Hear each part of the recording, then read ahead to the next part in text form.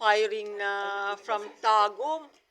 Oh, talagang lumipad galing sa Tagum papuntang Manila. Oh, sige. So, Coach Dennis, i-share mo naman yung mga first time na nakatin ng training ng Live Good and first time na nakapag-banding sa mga Diamonds. First time na naka-attend ng networking dito Training. sa Manila. Sa Manila. Kasi kalimitan nasa Tagum lang ang mga networking. Pero hindi ka first time dito nakapunta ng Manila. Ay, di first time. Okay. Maraming beses na po. Sa bank na mga activities. Mm-hmm. Maraming beses na kasi mga conventions, lalo na yung nasa East West po ako.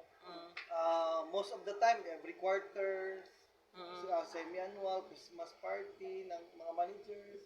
Andito, may convention, gano'n. Pero ito yung nakaka-excite sa akin kasi first time ko nag-attend ng networking dito sa Manila. Yes! Mga networking ko, nasa Tagum lang sila. Oo, Hanggang local McDonald's base. ako. Gano'n ang mga attendance. Attendance McDonald's. Tapos yung sa Forever Living, sa Davao lang din. Ngayon, dito sa Manila, first time ko sa Live Good. So maraming salamat po. Papasalamat ako sa upline ko na nag-direct ako ni Lord sa kay Ma'am Ann at saka yung mga supports ng ating upline, kay Ma'am Ging, kilala ko si Sir Dan at si Ma'am Ging in person, no? Si Jaya, si Sir Robert, at saka si Ma'am Peng, at saka si Sir Ma'am Alan, Sir Alan, Coach Alan, and Coach Roslyn. Sir Dan, nakilala ko rin, no? So, maraming salamat po. Kasi, yung acquaintances natin, ito yung nagbibigay ng boost, ng strength natin as a networker or sa Live Good. No, kasi, kahit na sinabi ko na this is an answered prayer, no, from God or from the Lord, on the first day, sinalubong agad ako ng rejections. So, ibig sabihin, kahit na bigay ito ni Lord, may mga trials na. Sabi nga ni, ma'am, yung natin, yung success is a journey, not a destination. Yes, So, correct. along the journey natin, may mga roller coasters yan, may mga pagsubok. So, by the time na pinanghihinaan ka, no, andito yung mga coaches, yung mga inspiring mga messages, no? Lalong-lalo na sa pag-attend ng first year anniversary. Yes. Marami yung learnings doon. Tsaka yung kahit na may banding tayo, kahit nagkinig, may banding po sa mga mga kasamahan. So, hindi lang po sa coaches, pero hindi lang po sa Diamonds, no? Lalong-lalo na yung sa mga partners at yung mga uplines, no? Kasi andyan sila. So, yun, nakaka-inspire po lahat. Kahit na, siyempre, hindi may iwasan na may pinanghinaan tayo, may mga pagsubok. Ako, before ako pumunta dito, may mga trials talaga. Ang daming struggles. Ang daming struggles. Parang gusto na namin na hindi tumuloy. Oo, nag-message na siya sa akin eh. Sabi ko, ma'am, namatay yung father-in-law ko. Nasa hospital pa, nasa hospital ni Rash pa Nasa sa hospital, hospital. nasa hospital kami. Late evening. Tapos pagka ginagabihan, namatay. 2 hours after lang yata yun, nag-message ka na. Kasi sabi ng doktor, sinabihan sila na wag na kayong umalis kasi nasa 20% na yung life niya.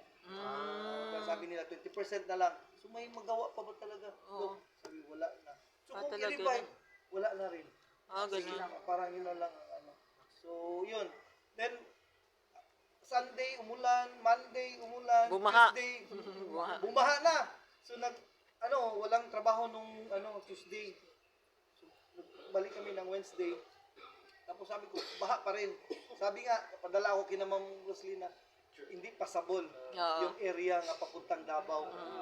Pero sabi ko, i-try namin kahit na kung hindi na paano, kung at least nag-try kami na pupunta. So sabi ko, hindi na kami magpahatid sa kotse kasi wag-bus kami para may chance na makadaan kami.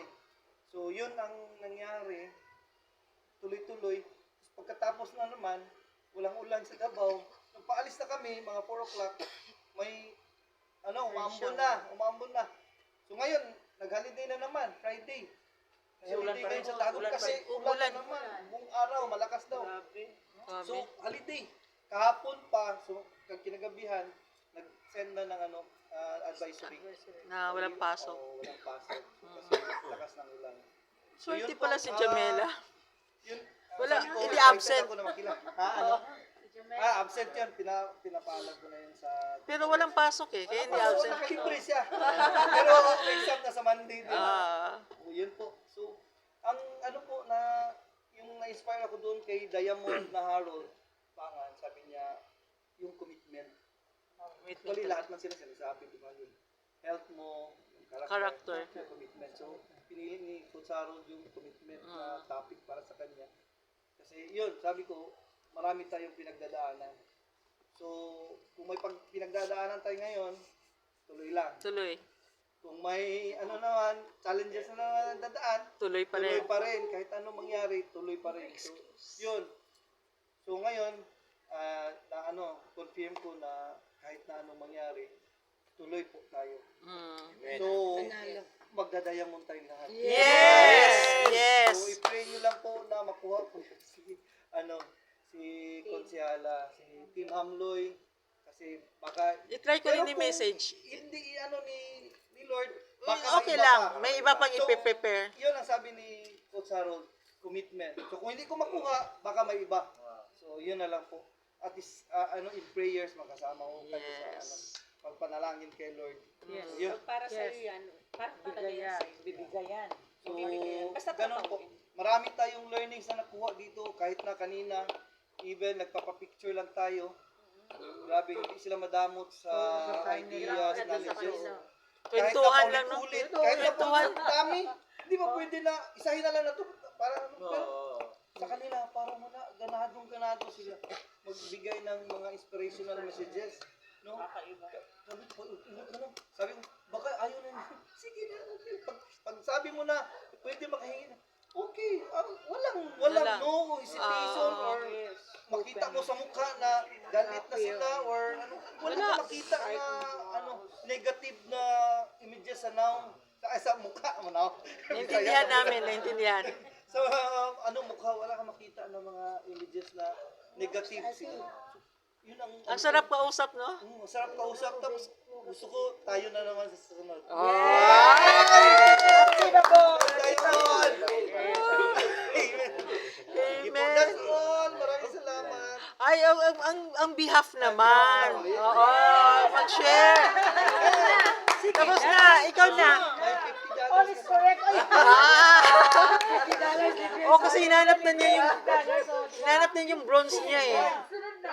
sige na, John. Sige, kajaya mo na.